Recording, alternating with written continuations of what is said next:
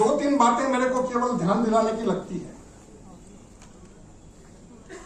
Electropathy या electro homeopathy क्या है, मेरे को जैसी जानकारी मिली है कि आप पिछले 10 साल से स्वयं इसकी चिकित्सा ले रहे हैं। हमारी उप मुख्यमंत्री जी स्वयं इलेक्ट्रो होम्योपैथी की चिकित्सा ले रही है, तो मैं समझता हूं उसके बारे में कुछ बताने की आवश्यकता है नहीं। आपने अभी जयपुर में विजिट किया था 6 दिन पहले, और हमारी माननीय उप मुख्यमंत्री जी से आप मिले थे। जयपुर में जब आपने विजिट किया था तो दिया कुमारी जी उसके 2 दिन पहले वहां पर अभी जैसे आपने बताया 216 चिकित्सा शिविर लग रहे हैं, उन चिकित्सा शिविरों का उद्घाटन कार्यक्रम में दिया कुमारी जी थी। और जयपुर के अंदर इलेक्ट्रोपैथी चिकित्सा पद्धति का एक बड़ा संस्थान खोला जाए, ऐसी माननीय उप मुख्यमंत्री जी ने वहां एक अपनी बात रखी थी। मैं आप सबको मंचासीन महानुभावों को ध्यान दिलाना चाहूंगा, हेल्थ जो है वो हमारी कंकरेंट लिस्ट में है। हेल्थ ऐसा विषय है जिसके ऊपर कानून भारत सरकार अथवा राज्य सरकार ये कोई भी ला सकती है। ये अधिकार संविधान में हमको मिला है। इस अधिकार का उपयोग मेरी आपसे विनम्र प्रार्थना है कि हम उसको एक लेजिस्लेशन के रूप में या उड़ीसा में लाएंगे तो एक बहुत बड़ा विषय होगा। मैं आपको ये बात इसलिए भी कहना चाह रहा हूं, मान्यवर दोनों विधायक महोदय का भी ध्यानाकर्षण करूंगा। मैं ये बात इसलिए भी कहना चाह रहा हूं, उड़ीसा जो है इलेक्ट्रो होम्योपैथी रिसर्च के अंदर बहुत अग्रणी स्टेट है, बहुत अग्रणी स्टेट है। मेरे को अच्छी तरह याद है जब जयपुर में ये सब चल रहा था, वहां 4-4 कमेटियां बनी और साइंटिफिक एविडेंस जब मांगे गए तो मैंने अधिकतर एविडेंस उड़ीसा के लगाए हैं। कितना अच्छा काम हुआ। हमारे यहाँ सबत कुमार जी सामने बैठे हैं साइंस रिसर्च के अंदर, और यहाँ के पेपर उसमें लगे, आज भी वो रिपोर्ट में उसके पार्ट हैं। तो एक बहुत बड़ा काम उड़ीसा में हुआ है। एक बहुत बड़ा विषय कल जो हुआ है उसके लिए भी मैं, सुशेंद्र कुमार जी यहाँ पे विराजमान है, कल बहुत अच्छा आपने विषय रखा। यहाँ के इस विश्वविद्यालय के वाइस चांसलर, उन्होंने बहुत अच्छी बात कही।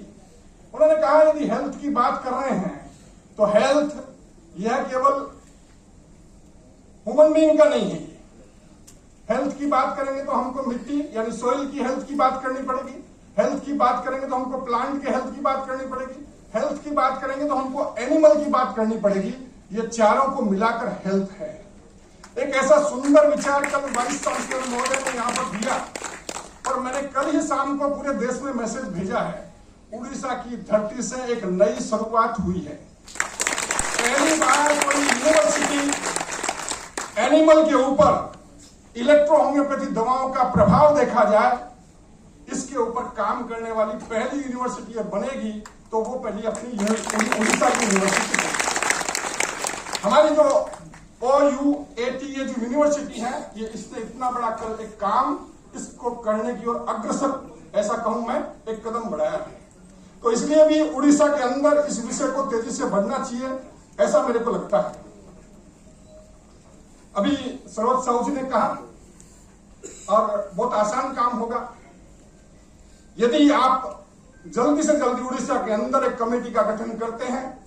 हमारे इतने सारे चिकित्सकों के द्वारा किया गया काम, उड़ीसा के अंदर एक लंबे 40-50 वर्षों से जो चिकित्सक काम कर रहे हैं, उनके कामों को जांचा जाए, उसकी एफिकेसी को जांचा जाए, उसके साइंटिफिक एविडेंस देखे जाए, और यदि वो सही पाए जाते हैं तो राजस्थान का तो अभी नाम लिया जा रहा है। मैं कह रहा हूं हम राजस्थान के लोग पूरी दुनिया में जाकर कहें कि उड़ीसा की धरती पे भी वो काम हो गया जो होना चाहिए, और आपका उसमें सहभाग लगेगा तो मेरे को लगता है बहुत प्रभावी होगा।